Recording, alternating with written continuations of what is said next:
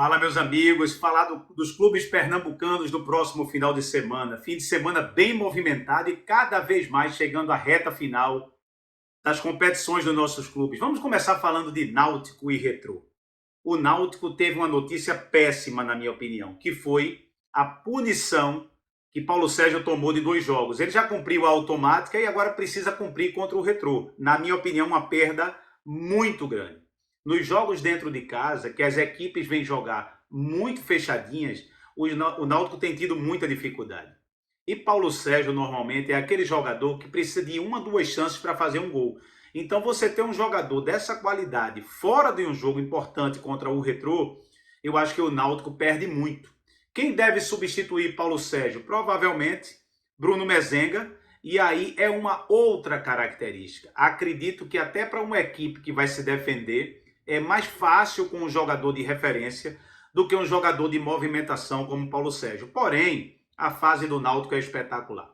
O time do Náutico já está entrando naquele nível de confiança que todas as coisas começam a acontecer. O Náutico é o 4º lugar da Série C, mas hoje joga o melhor futebol da Série C, porque consegue vencer dentro e fora de casa e imprimir o mesmo modelo de jogo, seja qual for o ambiente, fora, dentro e com equipes que estão brigando pelo acesso ou pelo rebaixamento. Mais uma vez, a expectativa é que o Náutico faça um grande jogo e saia vitorioso, porque é o jogo dentro dos aflitos e que ele está com um time muito encaixado e muito confiante. O que falar do Retrô, que ontem fez um jogão contra o Bahia na Copa do Brasil, perdendo de 3-2 e deixando viva a chance da classificação na Arena Pernambuco.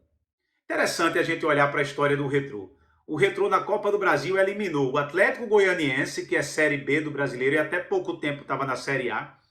O Retrô eliminou o grande Fortaleza, que é a potência do Nordeste hoje, junto com o Bahia. E agora com o Bahia, dentro do estádio do Bahia, claro, o Bahia entrou com o time reserva? Entrou, mas mesmo as reservas do Bahia é de alto nível. E no segundo tempo, o Bahia colocou alguns titulares. E o Retrô conseguiu perder de 1 gol de diferença. Na Copa do Brasil, ele faz uma campanha histórica, a melhor campanha de Pernambuco desse ano na Copa do Brasil. Mas quando a gente olha para a Série C, que é a competição mais importante do Retrô no ano, o Retrô está brigando pelo rebaixamento. O Retrô é o vice-lanterna, faltam 5 rodadas para o Retrô e ele precisa ganhar 3. Que dificuldade vai ser, porque uma dessas 3 precisa ser o Náutico agora. Mas como vencer o Náutico nos aflitos? Com a confiança que o Náutico está.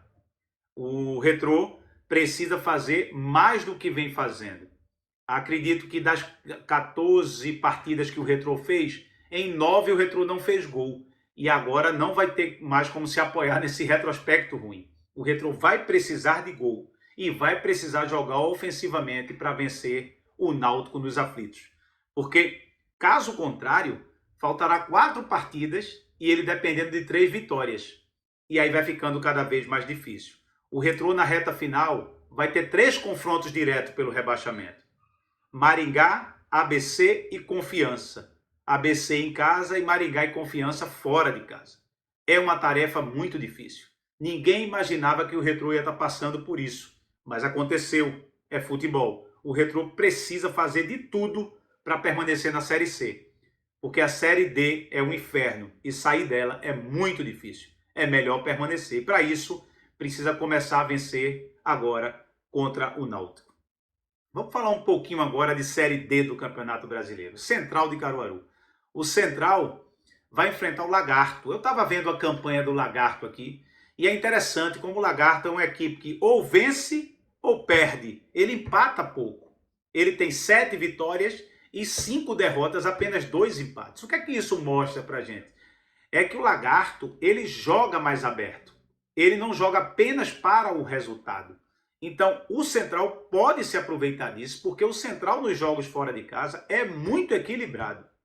Eu falei em vídeos anteriores de que o Central não toma gol fora de casa. Jogou contra o Santa Cruz no Arruda, ganhou de 1-0.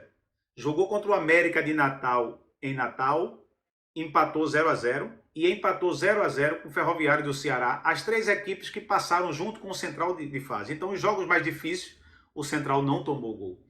E isso é importante, que o Central faça um jogo seguro, sólido como vem fazendo, e deixa o Lagarto se atirar para cima, para que, quem sabe, o Central já possa voltar para dentro de casa com um resultado positivo. Agora, infelizmente, uma notícia ruim para o Central. O Central foi punido por causa de uma suposição de caso de racismo contra o goleiro do América de Natal no jogo em Caruaru. E foi punido com 3 perdas de mando de campo. Isso significa que, se continuar nisso, o Central não joga nenhum jogo do mata-mata mais dentro de casa. Ou até joga, mas sem público. Na verdade, a punição não é nem não jogar em Caruaru, joga, mas sem o público. O que tiraria uma força do Central assim gigante. Mas o Central vai brigar na justiça, vai tentar tirar essa punição e trazer o seu torcedor para dentro de casa, porque com certeza em Caruaru, com a torcida lotando o estádio, é uma força muito grande do Central. E o Santa Cruz? Que Santa Cruz a gente vai ver nesse mata-mata? O meu receio é o Santa do primeiro turno ou o Santa do segundo turno? Será que a equipe consegue trazer a confiança de novo para os seus jogadores? A torcida do Santa consegue novamente reatar os laços com a equipe? Porque no primeiro turno havia uma sintonia muito grande entre torcida e time jogando junto. No segundo turno a gente viu vaias, protestos de torcida zero, de público zero. Então houve um afastamento. Que Santa a gente vai ver agora no mata-mata? O Santa pega o Sergipe, treinada por Dico Uller, que a gente conhece muito bem, e eu não tenho dúvida, até pela campanha do Sergipe, há um equilíbrio. Ele ganhou 6 jogos, empatou 4 e perdeu 4. O Sergipe, com certeza, é uma equipe organizada, uma equipe que entende sua limitação e vai jogar em cima dela. Então o Santa Cruz precisa ter muito cuidado nesse primeiro jogo para trazer um resultado que dentro de casa o Santa possa ter condição de fazer. Eu não tenho dúvida que, se o Santa Cruz jogar de forma concentrada, com a torcida apoiando, na individualidade das suas peças, o Santa Cruz é superior ao Sergipe. Apesar de entender que o Sergipe deve ter uma boa organização, o Sergipe vai ter dificuldade de segurar o Santa pela qualidade do time do Santa. Espero que a mudança de Rock Kennedy continue, que ele continue no lugar de Felipe Alves e que o resto do time seja aquele que jogou o primeiro turno, que o Santa Cruz foi quase 100%. Porque nós esperamos a classificação do Santa nesse primeiro mata-mata para seguir para o seu objetivo, que é voltar para a Série C e nunca mais voltar para esse inferno que é a Série D do Campeonato Brasileiro. Por fim, vamos falar do Sport. Será que a primeira vitória chega agora? Eu tenho visto aí muitas notícias sobre recordes e mais recordes negativos que o Sport vai atingir. Eu vi uma reportagem hoje dizendo que entre as principais ligas do mundo, as 116 equipes principais, se o Sport não vencer o Bahia, vai ser a maior sequência sem uma vitória desses clubes no mundo. Seria péssimo para a história do Sport. Eu já vi equipes passar muito tempo sem vencer, mas no fim do campeonato, no começo eu nunca vi.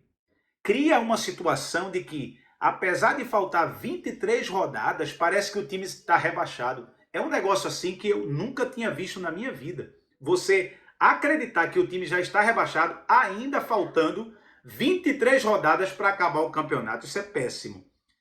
O Lucas Lima não joga contra o Bahia. Bahia está em 4º lugar do Campeonato Brasileiro. É uma equipe muito forte, muito ajustada. Poupou jogadores contra o Retrô, porque provavelmente vai colocar força máxima contra o Sport.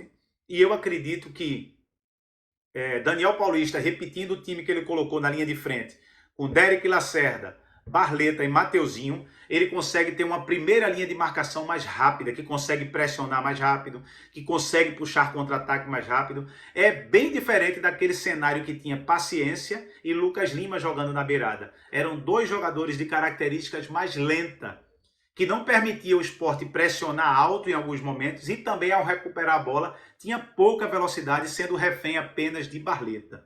Agora, com Derek Lacerda e Mateuzinho, o Sport consegue ter um time mais operário, mais rápido, com uma transição mais forte e pressionar o adversário de forma mais rápida.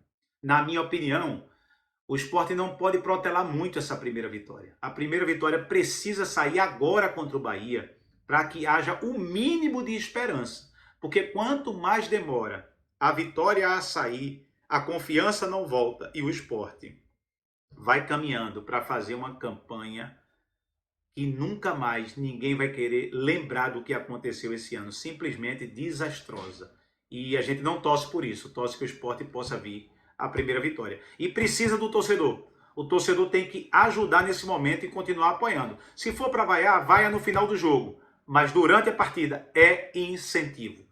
A força precisa vir da arquibancada, independente das discordâncias que tem com a gestão.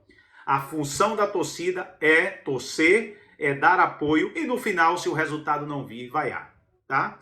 Dá o like, espalha esse vídeo para todo mundo, compartilha e ative o seu sininho para que quando a gente coloque um vídeo, chegue a notificação para você. Como eu disse, cada vez mais os vídeos estarão melhorando a sua qualidade, mas o nosso conteúdo já é de alto nível. Um grande abraço do professor Júnior Câmara.